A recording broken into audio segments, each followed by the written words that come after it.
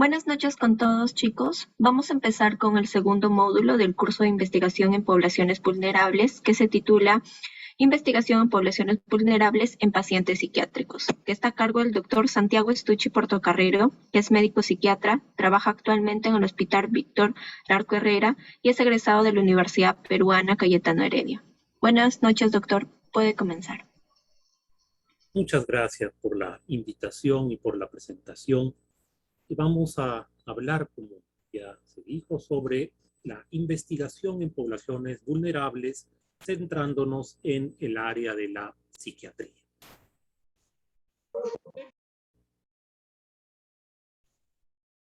En realidad, muchas de las cosas que voy a mencionar acá son aplicables a cualquier investigación en seres humanos.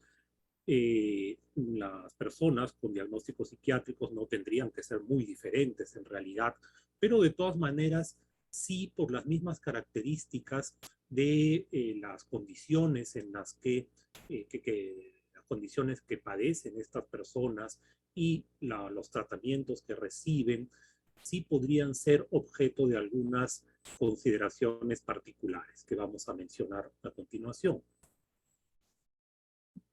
En primer lugar, debemos tener en cuenta los 4 principios de la ética médica que manejamos actualmente: la autonomía, la beneficencia, la no maleficencia y la justicia.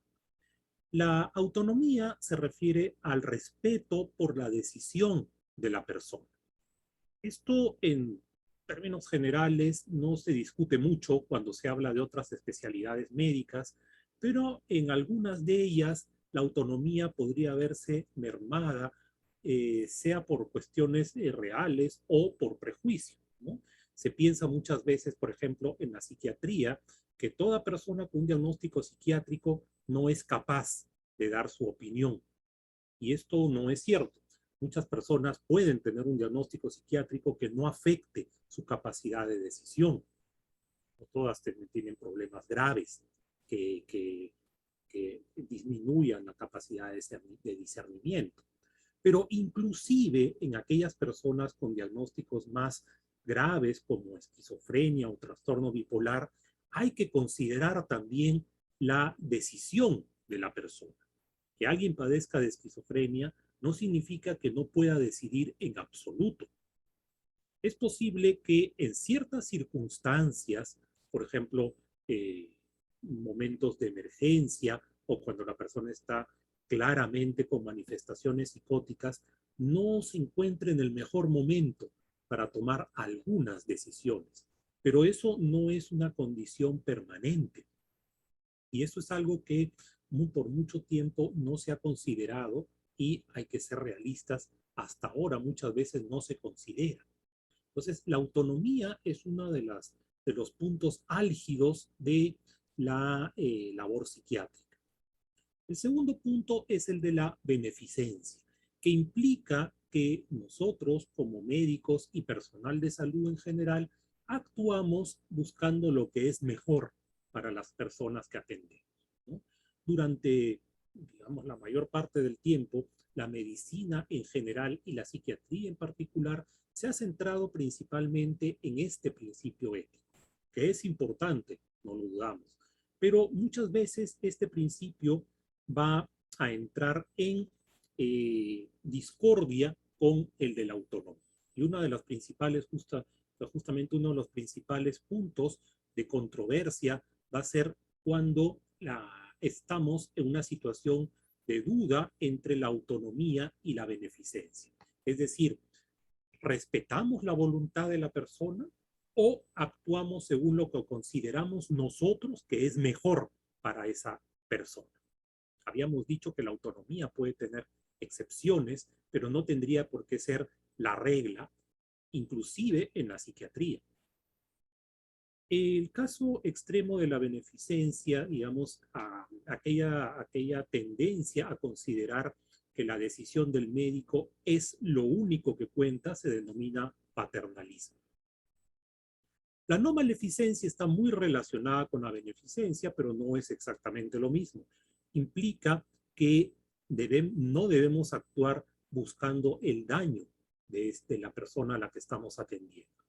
Y a veces puede entrar en controversia, puede chocar el principio de beneficencia con el de no maleficencia. ¿A qué me refiero?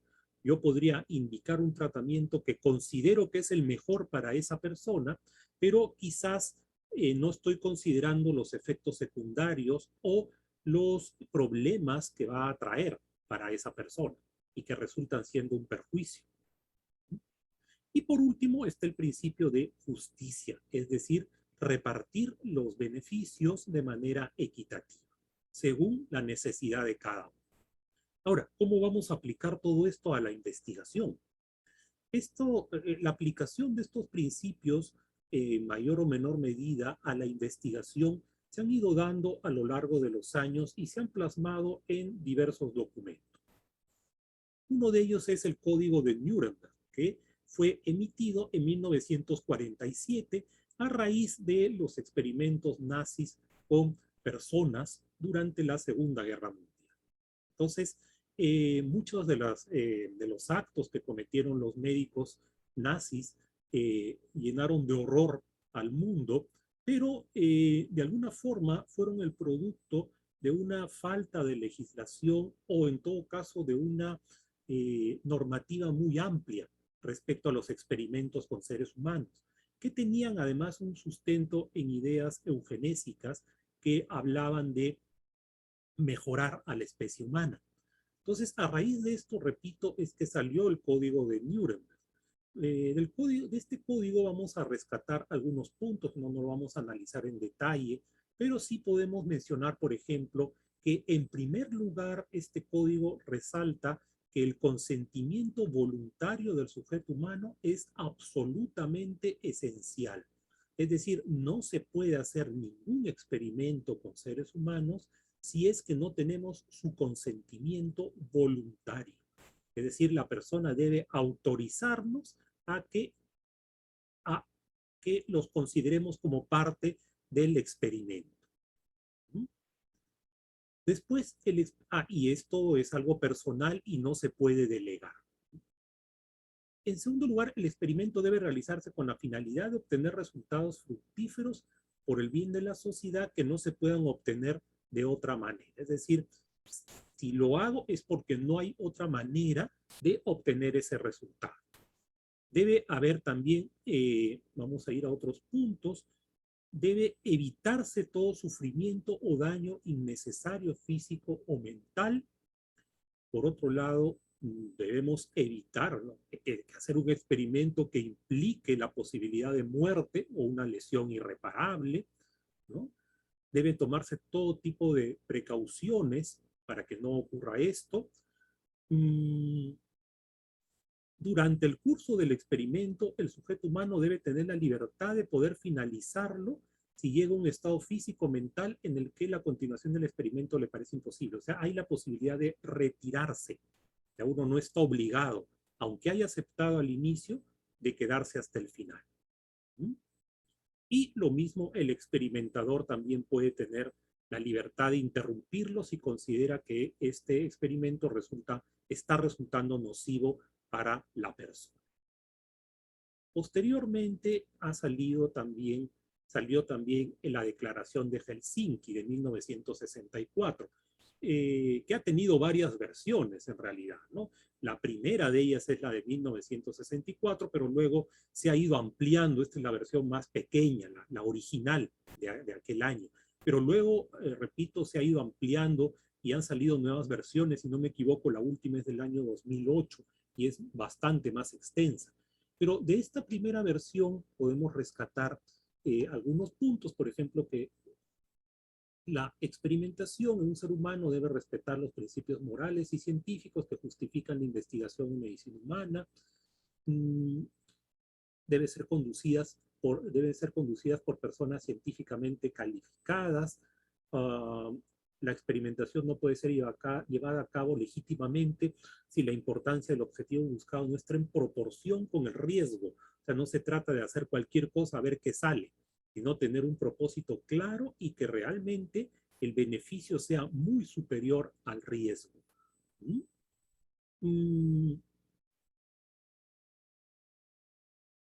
Si, vamos a ver algún otro punto. Acá, esto está más relacionado con lo que estamos hablando.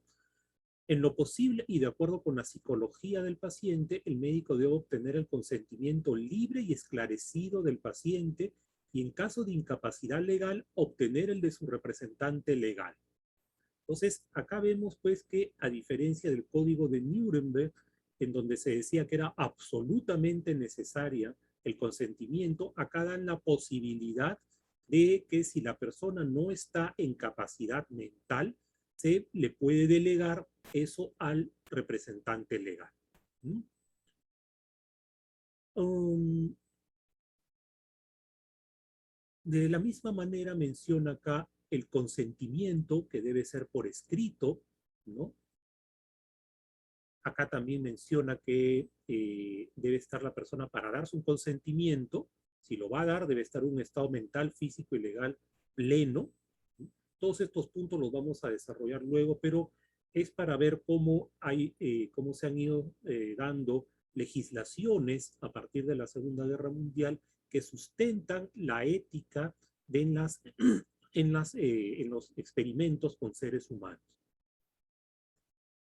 Posteriormente, en 1978 salió el reporte Belmont, que son los principios éticos y guías para la protección de sujetos humanos en la investigación. Este es bastante extenso, no vamos a leerlo por cuestión de tiempo, pero da más especificaciones acerca de cómo debe ser cómo debe ser llevada a cabo una investigación en seres humanos.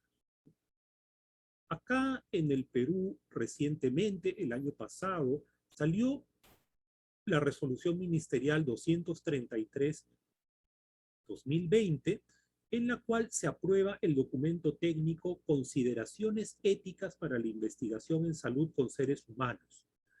Este documento tiene como objetivo general establecer consideraciones éticas para la investigación en salud con seres humanos realizada en el Perú y con objetivos específicos adoptar estándares internacionales sobre ética de la investigación en salud con seres humanos en el marco normativo nacional.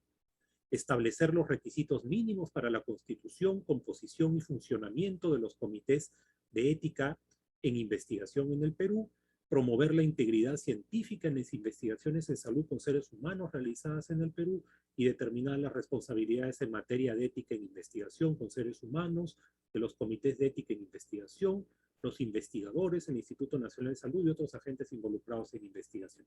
Esto es general, por supuesto, no se refiere solamente a la psiquiatría, pero de todas maneras nos da el marco teórico para entender cuáles son las directivas para llevar a cabo investigaciones en seres humanos, incluyendo a personas con diagnósticos psiquiátricos. El documento, este último, es bastante extenso, obviamente no lo vamos a leer ahora.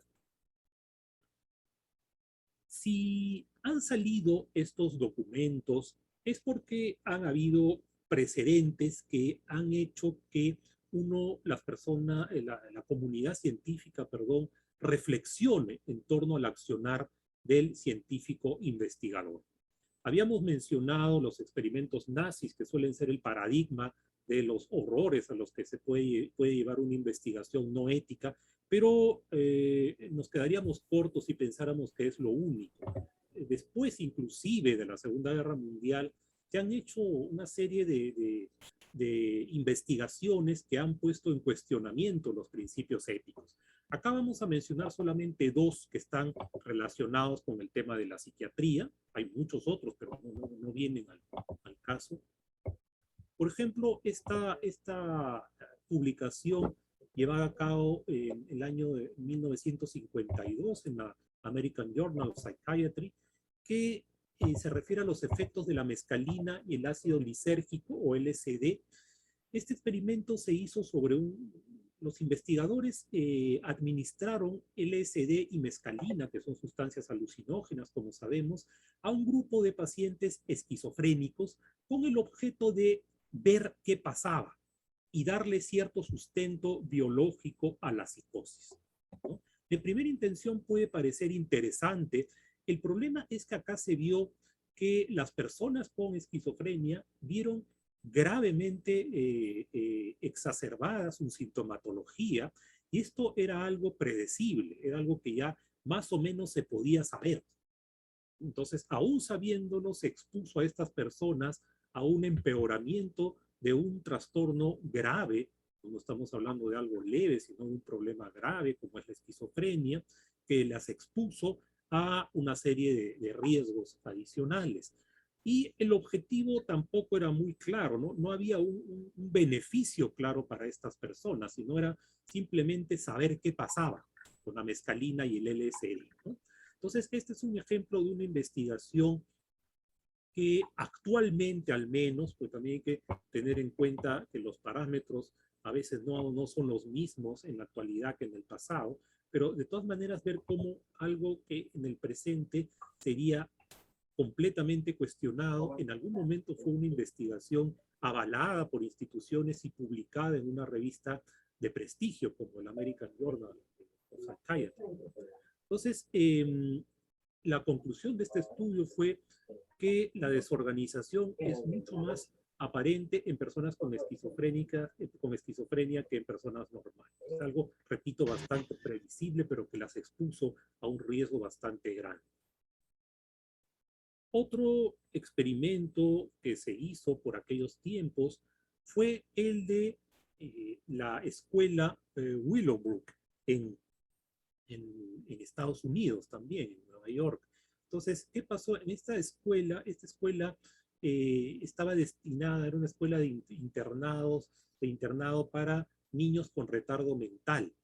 Entonces, se hizo un experimento inicialmente para evaluar la evolución natural de la hepatitis, pero llegó un momento en el cual se empezó a inocular hepatitis a los niños con el objeto de ver la evolución natural, como decía, y probar el efecto de las gamma globulinas sobre la evolución de esta enfermedad. Esto dio lugar a que muchos niños adquirieran una enfermedad grave e inclusive algunos murieran, si no me equivoco, y fue un estudio bastante criticado. Entonces, los investigadores se defendieron diciendo que las tasas de hepatitis eran muy frecuentes dentro de esta escuela y que en realidad el inocularles o no iba a hacer gran diferencia porque era muy probable que de todas maneras adquirieran la enfermedad, ¿no? Ahora, acá lo que estuvo en juego fue, por un lado, la autonomía de estos niños que uno podría cuestionar diciendo que al tener retardo mental no estaban en capacidad de decidir y, pero, por otro lado, habría que también tener en cuenta el principio de beneficencia, en qué sentido este estudio les beneficia a estos niños, ¿no? El argumento de los investigadores fue que beneficia a la comunidad, pero algo tan etéreo no beneficia directamente al sujeto, no está beneficiando al sujeto de investigación, probablemente ni siquiera de manera indirecta. Y por otro lado, se está transgrediendo el principio de no maleficencia al exponerlos a un gran riesgo con un objetivo poco claro. Porque aunque se diga que estos niños de todas maneras podrían haber contraído la hepatitis, al inocularles ya uno está pasando de lo probable a lo certero. Entonces, estoy haciendo que tengan una enfermedad que es peligrosa. No estamos hablando de acné o de caspa, que también tampoco sería ético inducirlo si se pudiera, pero es más grave si estamos hablando de una enfermedad potencialmente mortal. Este estudio se llevó a cabo en la década de 1950 y fue publicada también en una revista de prestigio, el New England Journal of Medicine, en 1958. Esto nos muestra cómo, repito, muchas de las ideas que tenemos ahora sobre la ética en algún momento no fueron tan claras, ¿no? Se midieron de otra manera y fueron avalados por instituciones y por publicaciones de prestigio. Hemos hablado de los principios éticos en general, pero vamos a referirnos a algunos puntos en particular, ¿no?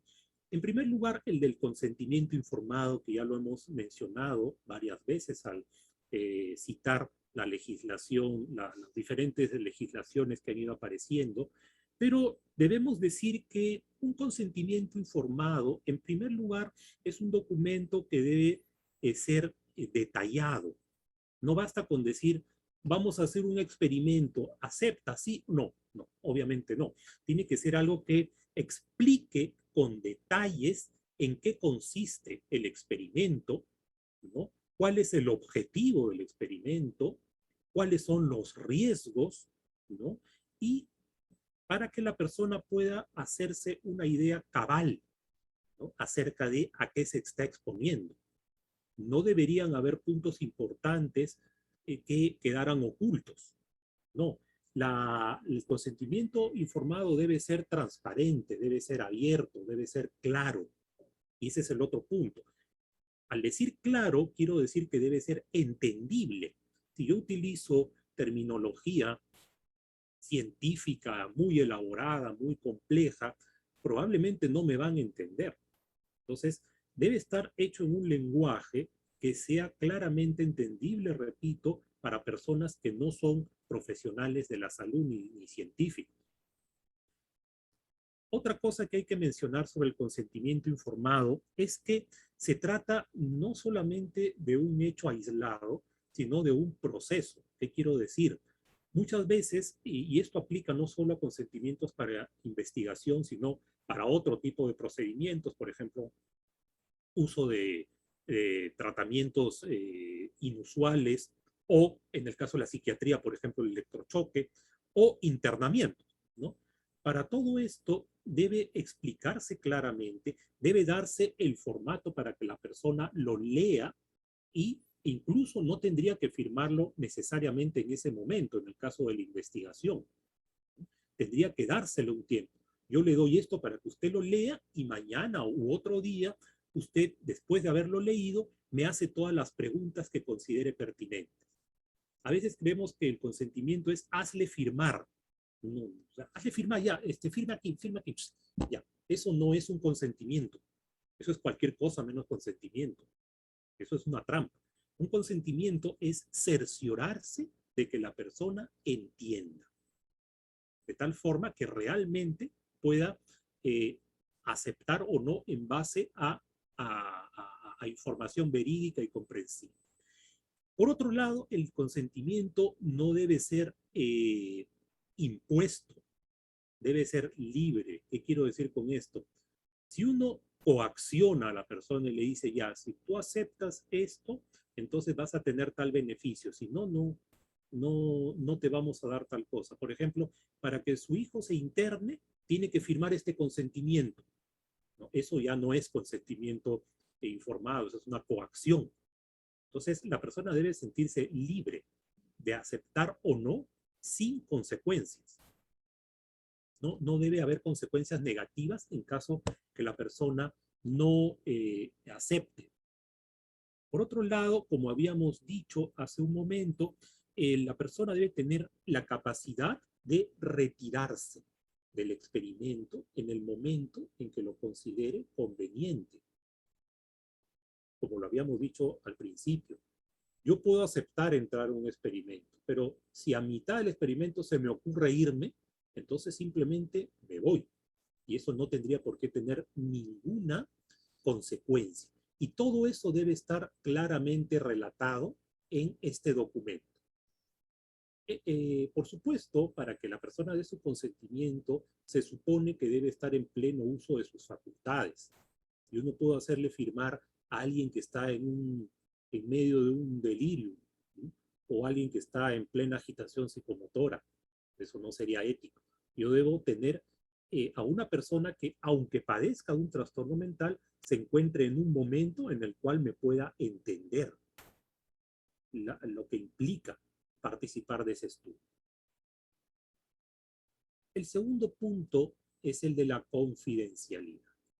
Cuando se hace un estudio de investigación, un ensayo clínico o cualquier tipo de investigación, debe asegurarse que la persona que va a participar, los datos de la persona se van a guardar en reserva, no se van a publicar como tal. Yo no puedo hacer un estudio y después publicar fulano de tal tenía tal cosa, participó, no, obviamente no.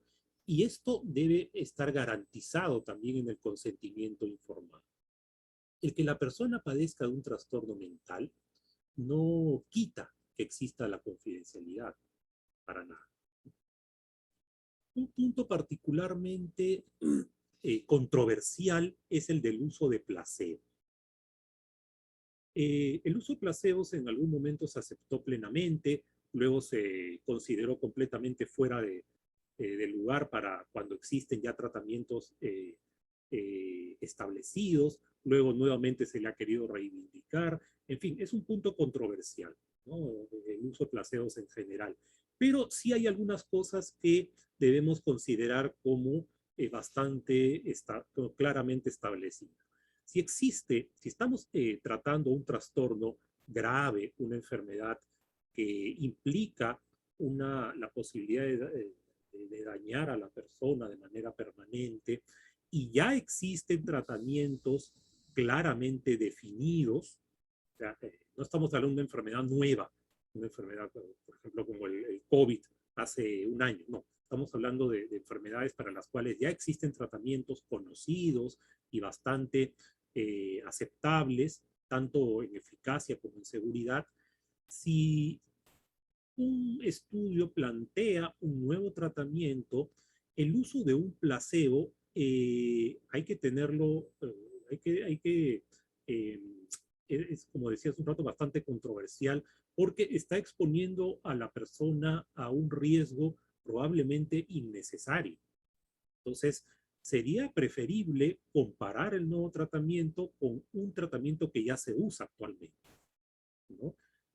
Repito, este punto es objeto de debate en la actualidad, pero lo que sí queda claro es que si el riesgo es grande para la persona, no cabe el uso de placebo. O sea, si estamos frente, repito, a una enfermedad potencialmente fatal o una enfermedad que expone a mucho peligro a la persona, por ejemplo, esquizofrenia, trastorno bipolar, sobre todo cuando estamos hablando de personas que ya han tenido episodios severos, graves, con riesgo suicida, etcétera, el quitarle la medicación que lo está ayudando sería bastante criticable desde el punto de vista ético. Publicación de resultados. Hay un imperativo ético en todo investigador de publicar los resultados de su investigación al final de la misma. Esto lo digo porque muchas veces ha pasado que cuando se hacía un estudio financiado por una casa farmacéutica y el resultado era adverso al producto que promocionaba la casa farmacéutica, no se publicaba el estudio. Entonces había incluso una especie de convenio entre los investigadores y el laboratorio para no publicar resultados negativos, lo cual terminaba creando un sesgo de publicación. Es decir, tenemos mucho más estudios favorables a fármacos o a cualquier tratamiento que estudios negativos. Y eso termina dando una impresión sesgada de efectividad positiva, lo cual termina siendo no ético.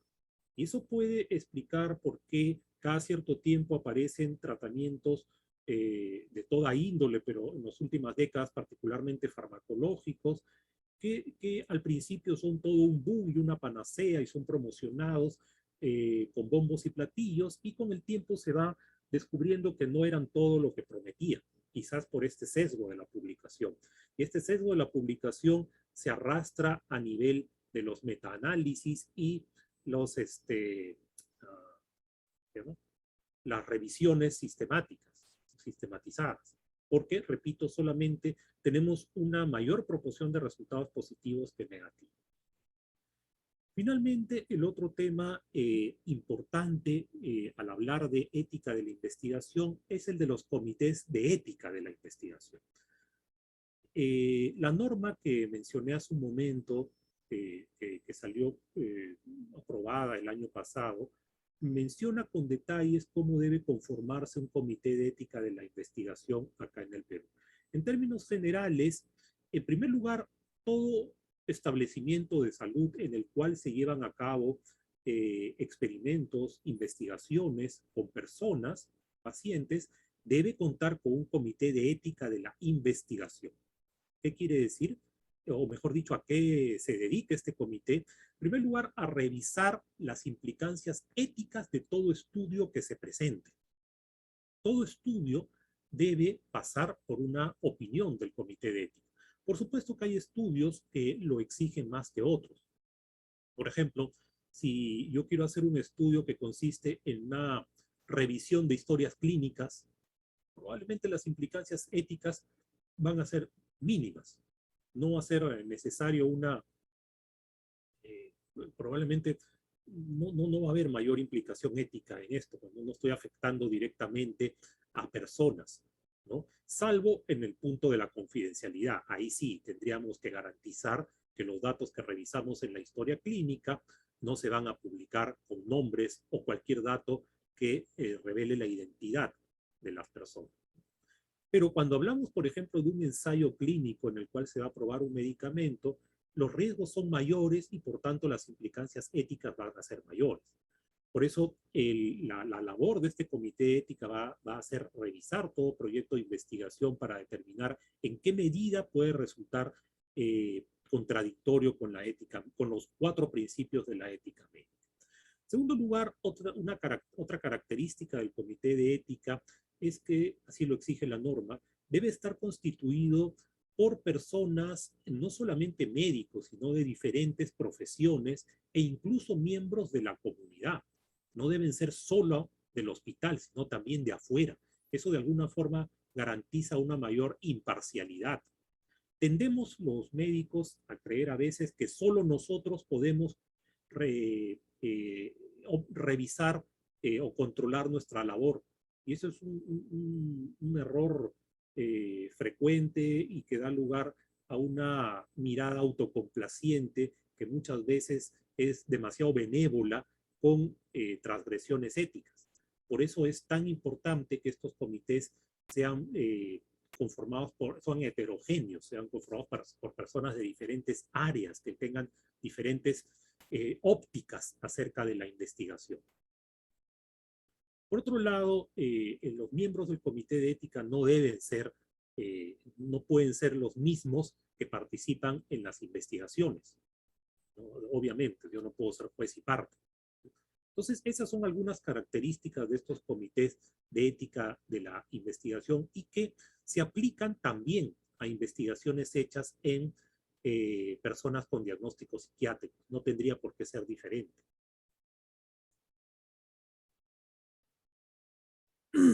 Ahora, por supuesto que la ejecución, la aplicación de los principios éticos en la investigación va a dar, suele generar muchas veces resistencias. ¿Y por qué se dan esas resistencias? Por diversos factores. En primer lugar, el paternalismo, que habíamos dicho que era el punto máximo de la idea de la beneficencia, ¿no? Es decir, la idea de que yo como médico soy el único que puede opinar porque soy el que más sabe. Entonces, como yo soy el que más sabe, nadie puede venir a decirme cómo debo hacer mi investigación. Entonces, esa visión paternalista choca muchas veces con los principios éticos y con la aplicación y control de los mismos en las investigaciones. En segundo lugar, el prejuicio hacia el paciente psiquiátrico, ¿no? Muchas veces tendemos a creer, como decía hace un rato, que todos los pacientes psiquiátricos son locos, ¿no? Y por lo tanto, como son locos, no pueden opinar, no saben lo que hablan. Y ese es un gravísimo error. En primer lugar, porque no todos los pacientes con diagnóstico psiquiátrico tienen psicosis. Eso es una visión anticuada y anacrónica de la psiquiatría. Y por otro lado, porque inclusive aquellos que padecen de trastornos mentales más graves, como, repito, la esquizofrenia, el trastorno bipolar, etcétera, no están exentos de poder dar su opinión. Puede ser definitivamente que en un momento de crisis no tengan un pleno juicio para darse cuenta de lo que está pasando, pero eso no los anula de manera permanente. Por lo tanto, todo consentimiento para un estudio de investigación debe considerar la opinión de esta persona, en general. Puede haber excepciones, pero en general debe ser así. También otra resistencia viene dada por la idea de que la bioética es no científica o es religión. Entonces es una cosa de segunda categoría. Yo soy científico, a mí no me importan esos detalles, eso es para perder el tiempo. Entonces, esta visión despectiva hacia las cuestiones éticas, o como que la ética es algo intuitivo nada más, o como algo personal para lo cual no debería haber tanta legislación o tanta documentación, aparte de ser equivocada, resulta lesiva para el llevar bien estos estudios desde el punto de vista ético. Otra resistencia viene dada por la idea de que el interés científico está por encima del interés personal. Y esto en realidad en algún momento fue bastante aceptado por la comunidad científica. Y eso explica algunos de los experimentos que hemos mencionado hace un momento. Y nos hemos referido solo a dos de ellos que tienen alguna relación con la psiquiatría, pero hay muchos otros que no viene al caso mencionar, en los cuales el interés del individuo se vio avasallado por completo por la idea del bien de la ciencia, por la idea de que el conocimiento está por encima del bienestar personal. A veces sin simple desconocimiento, simplemente yo no sabía que haciendo esto iba a generar un daño.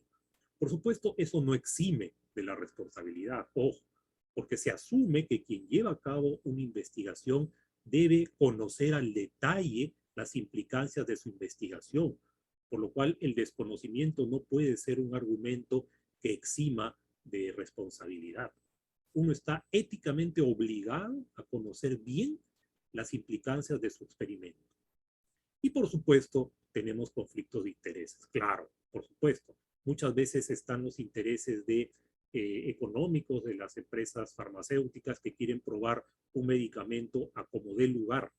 Y esto se ve, por ejemplo, en la aplicación de algunos ensayos clínicos en países del tercer mundo, luego de que no han sido aprobados en países del primer mundo. En otras palabras, hay estudios que por cuestiones éticas o de reparaciones económicas resultan muy caros en países desarrollados y por lo tanto se llevan a cabo en países del tercer mundo como el nuestro, porque acá es más fácil, ¿no? Acá es más económico. Entonces, esto, por supuesto, muchas veces termina siendo una transgresión a la ética. Vamos a poner un ejemplo, y esta parte quisiera que fuera más un conversatorio que un monólogo de mi parte. Voy a mencionar un caso inventado, pero basado, por supuesto, en diferentes casos reales. Voy a leerlo y quisiera escuchar sus opiniones, ¿no? En un hospital psiquiátrico se aprueba un ensayo clínico que comparará un antipsicótico nuevo contra placebo. Los investigadores son médicos que trabajan en el hospital y ponen como condición para el internamiento de todo paciente que sus familiares firmen un consentimiento informado para participar en la investigación. Una de las cláusulas del protocolo exige a los investigadores no publicar los resultados si estos salieran desfavorables al producto del laboratorio auspiciador.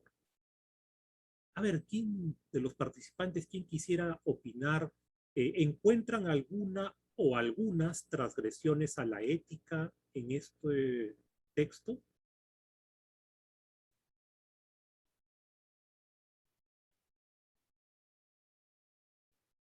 ¿Alguien se anima a opinar?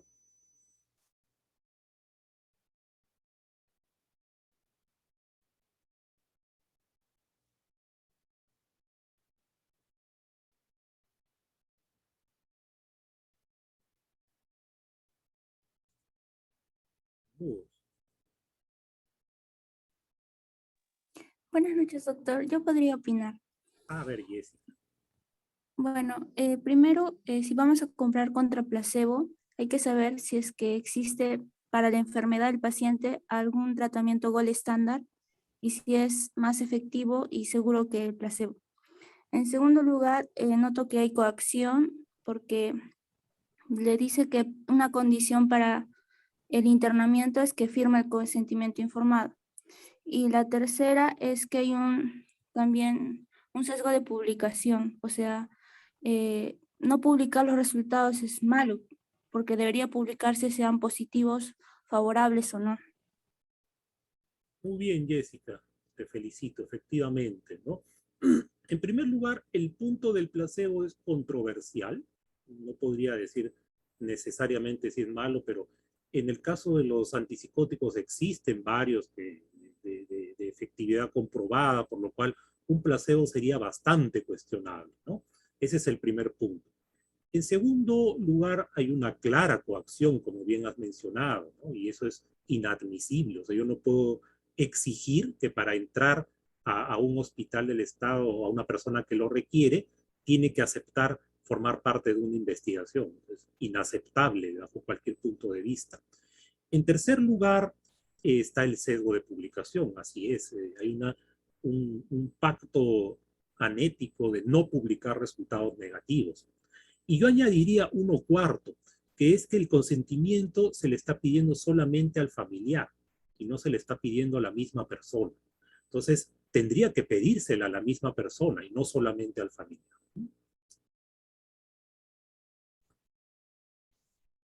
Bueno, sigamos con el mismo caso. Una de las pacientes incluidas en el ensayo clínico padece de esquizofrenia resistente a la medicación, ha estado varias veces hospitalizada y ha tenido repetidos intentos suicidas.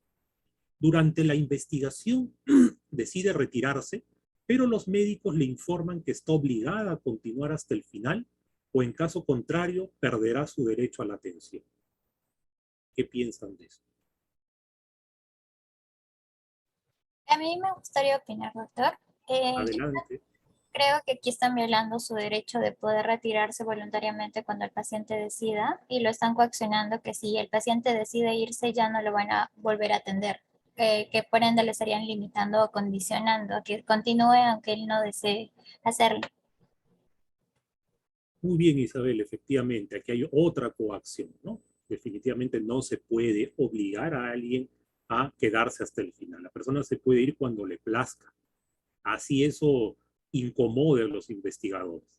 Y hay otra cosa adicional que pone en mayor evidencia el riesgo del uso del placebo. Esta no es cualquier persona con esquizofrenia, sino es una persona resistente a la medicación, o sea, que ha sido bien difícil que encuentre un tratamiento, o mejor dicho, es bien difícil encontrar un tratamiento que la ayude, ha estado varias veces hospitalizada y tiene un alto riesgo suicida.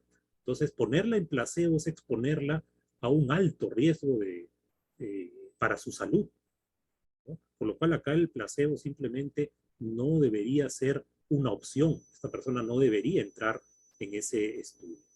Entonces tenemos varias violaciones a los principios de ética en este ejemplo hipotético. Como he dicho, bueno, no quisiera creer que un solo estudio reúna tal cantidad de transgresiones a la ética al mismo tiempo, pero sí podemos encontrar estudios que a veces tengan algunas de estas, algunos de estos errores, llamémosle, si lo vemos desde el punto de vista ético.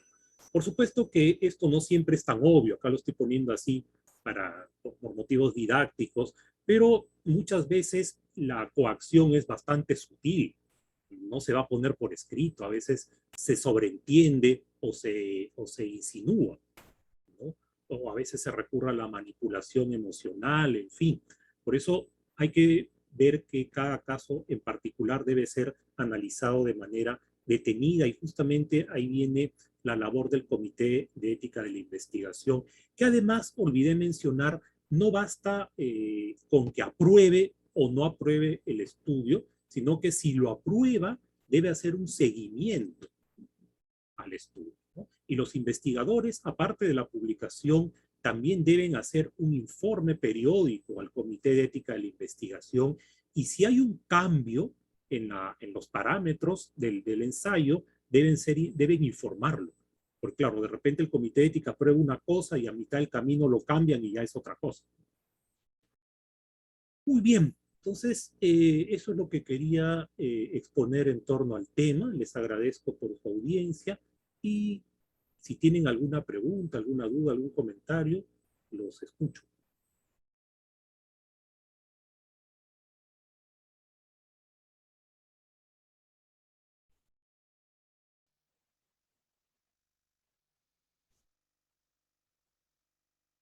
¿Alguna pregunta, alguna duda?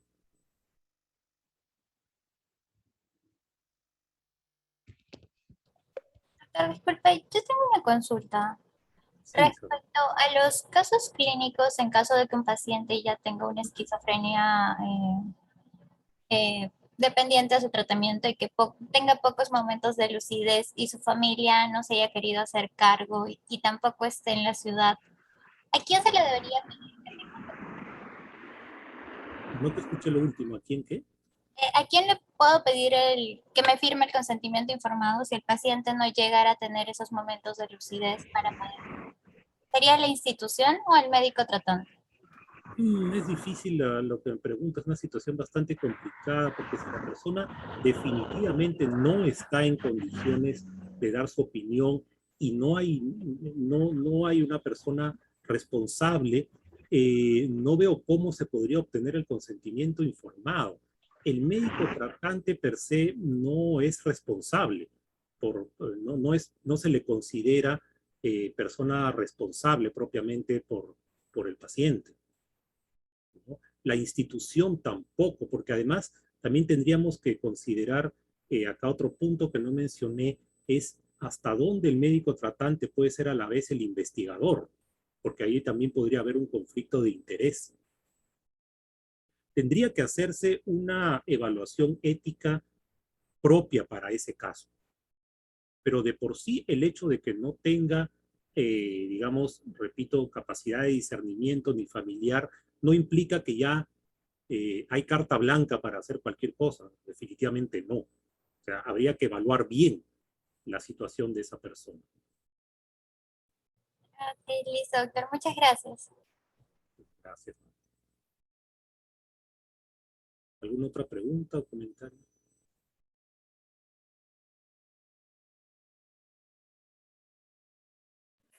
Disculpe, doctor, ¿cómo podríamos conseguir el formato de sentimiento informado para pacientes niños? En el caso de pacientes niños o adolescentes, la persona responsable es el padre o apoderado legal, ¿no? Lo cual no significa que al niño no se le diga nada tampoco. El niño también puede opinar y debe opinar, y en ese caso, más adolescente que niño en realidad, se puede aplicar un formato de asentimiento, ¿no? O sea, el asentimiento quiere decir que el niño está opinando también, pero la formalidad la van a dar los padres, ¿no? Supuestamente, claro, pensando en lo que es mejor para el niño, y eso no quita que haya también pues una evaluación del comité de ética de investigación. También los padres no se les va a permitir que acepten cualquier cosa. Pero el responsable legal es el padre, o repito, el apoderado legal si es que el niño no tiene padres. Pero una vez más lo diré, el niño debe estar informado también. El niño o el adolescente deben estar informados también. Su opinión también cuenta.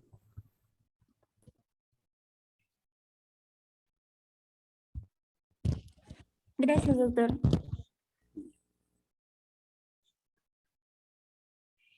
Buenas noches, soy Claudia Aguirre desde Argentina, no sé si se me escucha bien. Sí, Buenas claro. noches, doctor, buenas noches a todos. Estoy saliendo de la guardia y perdonen si escuchan ruidos porque acabo de bajar del colectivo, así que, pero siguiendo la charla, por eso se me recortaba la reunión. Excelente ponencia, muchísimas gracias. Y acá, por ejemplo, en la Argentina, los niños a nivel judicial son escuchados desde los 5 años. Para todo lo que sean consentimientos informados. Obviamente con un tutor o un responsable o un...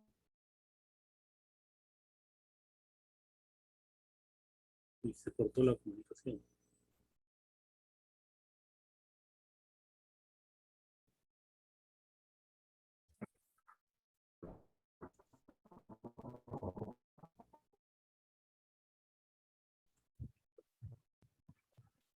Se cortó la comunicación, Claudia. Aquí estoy, mil perdones. Que decía que acá, por ejemplo, en Argentina, los niños son escuchados desde los 5 años. Igualmente, si no tienen un tutor o un responsable, un abogado que los patrocine, ¿verdad? Pero desde los 5 años son escuchados también. Y bueno, con el tema del consentimiento informado, también acá ha habido varios problemas porque son pseudo. consentimientos informados en los cuales no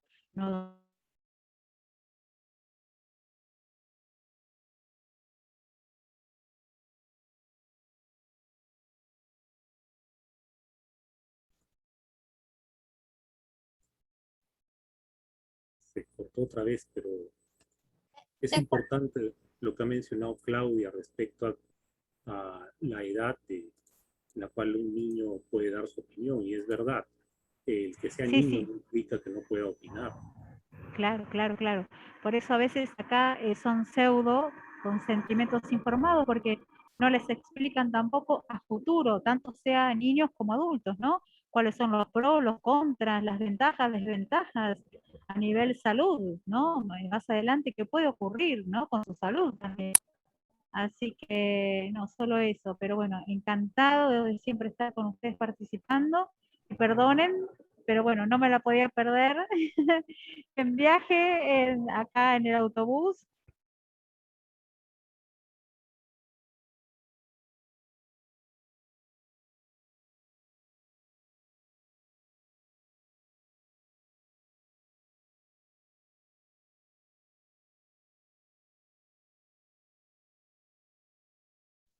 Bueno, le agradecemos a Claudia por su aporte desde la Argentina y tiene mucha razón.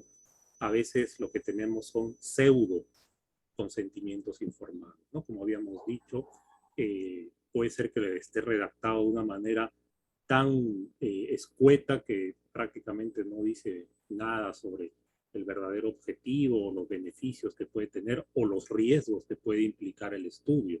Y eso no es pues un verdadero consentimiento, ¿no? O a veces el documento puede estar muy bien elaborado, ser muy bonito, pero no se aplica. No, y simplemente le decimos a la persona, firme acá, y se acabó. Y eso, insisto, no es un verdadero consentimiento, ¿no? Doctor, disculpe, aquí Ingrid pregunta si en cuanto al placebo existen características que deberían considerarse y si pudiera darnos usted algún tipo de ejemplo. Sí, justo había leído el mensaje. Cuando hablamos de placebo, nos estamos refiriendo a una sustancia supuestamente inerte, es decir, que no tiene un principio activo y que se utiliza para compararlo con una sustancia que eh, pretendidamente activa, por ejemplo, un medicamento nuevo. Para que realmente surta el efecto de placebo, la persona no debe saber qué está recibiendo, ¿no? Si está recibiendo el placebo o está recibiendo el principio activo. Eso es en teoría. En otras palabras, el dar un placebo, para dar un placebo, es primero, si la persona no es, ya está recibiendo tratamiento, implicaría que se le tenemos que quitar, ¿no? Entonces, muchas veces las personas que ingresan a ensayos clínicos son aquellas que ya están en tratamiento, pero para poder formar parte del ensayo clínico debe haber un periodo de retiro, que se le llama washout también, es decir, un periodo en el cual se retira la medicación y se espera un tiempo a que sea eliminada del organismo. Y acá es donde viene el riesgo cuando estamos hablando de un trastorno grave. Repito, los placebos tampoco estamos diciendo que nunca deben usarse. Sí, hay muchos estudios para los cuales es necesario el placebo. Lo que está en cuestionamiento es el uso del placebo en trastornos graves y para los cuales ya hay tratamiento, ¿no? Porque se supone que si vamos a probar una nueva molécula, esta podría ser comparada con lo que ya se usa en la actualidad. Ahora, esto que he mencionado sobre el placebo, que es inerte y no tiene un principio activo y que la persona no sabe que lo está recibiendo, por lo tanto es un estudio ciego o doble ciego, por supuesto que no siempre se puede aplicar a cabalidad. ¿Qué quiero decir? Que los medicamentos activos tienen efectos secundarios, entonces muchas veces la persona puede darse cuenta, podrían no darse cuenta también, de que está recibiendo placebo o una sustancia activa de acuerdo a los efectos secundarios, ¿no? Quien presente efectos secundarios probablemente se va a dar cuenta que está recibiendo una sustancia activa en comparación a quien no la recibe, y esto también lo puede percibir sobre todo el investigador, porque se asume que los investigadores también son ciegos, entre comillas, o sea, no saben qué está recibiendo la persona, pero pueden deducirlo en base a los efectos secundarios. Ahora, esto por supuesto es hablando de ensayos clínicos, pero no toda investigación tiene que ser ensayo clínico también. Hay investigaciones de otro tipo, por ejemplo, podrían haber investigaciones cualitativas, por ejemplo, si se hace comparaciones entre diferentes tipos de terapia psicológica. En ese caso es difícil hablar de un placebo, ¿no? Un placebo psicoterapéutico podría ser, pero es bastante complicado porque toda terapia psicológica tiene que ver también con la relación entre terapeuta y paciente, y hasta en una terapia, entre comillas, placebo, se puede dar esta relación. Por eso es difícil que se pueda establecer el placebo en este tipo de investigaciones, o cuando aplicamos otro tipo de métodos métodos, otros tratamientos, perdón, que no son farmacológicos. Por ejemplo, alguien quisiera de repente comparar el electrochoque con otro método terapéutico, difícilmente vamos a tener un electrochoque placebo. Entonces, el placebo metodológicamente también tiene sus límites si queremos referirnos a la característica de ciego y doble ciego. Pero placebo se refiere a eso, una sustancia inerte, ¿no? A algo que no es realmente activo, en teoría.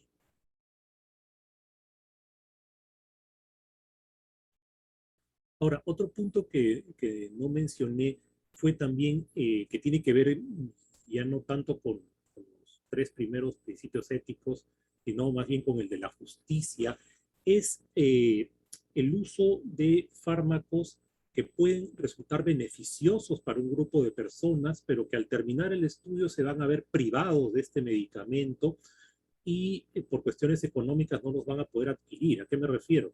Vamos a suponer que alguien entra a un proyecto, a un ensayo clínico, recibe un medicamento relativamente costoso, mejora, le va bien, y se termina el estudio y simplemente se le deja a un lado y retrocede.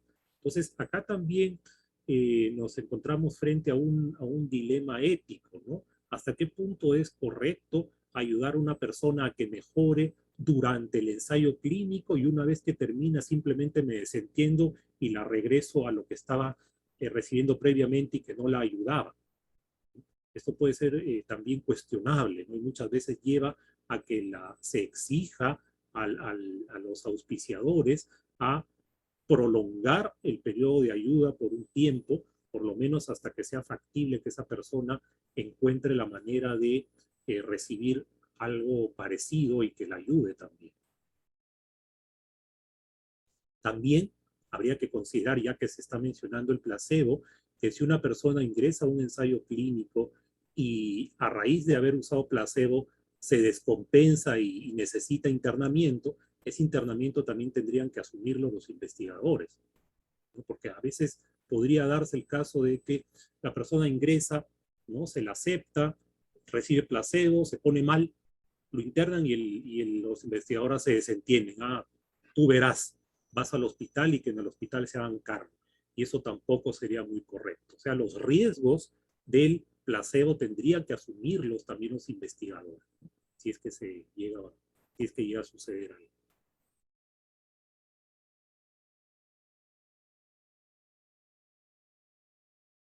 ¿Alguna otra pregunta o comentario?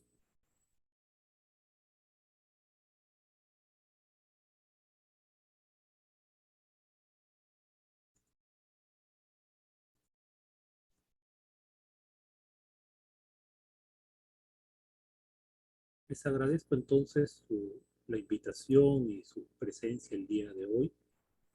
Bueno, gracias. Muchas gracias, doctora. En nombre de CPC, nuestra directora tuvo que retirarse por motivos personales, pero bueno, en nombre de CPC quiero agradecerle por su participación el día de hoy.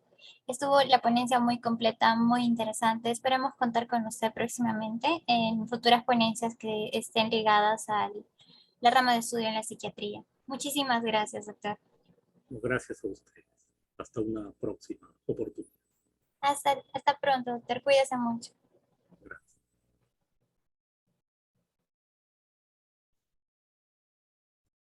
Chicos, para hacerles recordar que para obtener el certificado tienen que haber llenado